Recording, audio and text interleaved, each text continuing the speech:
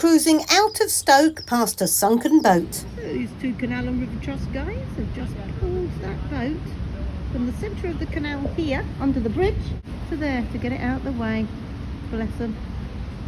New face of the Trent of Mersey Canal. The road has gone.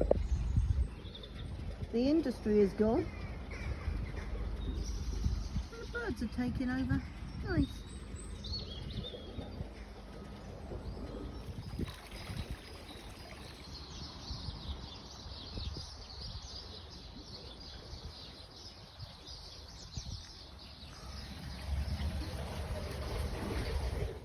Right, that's it.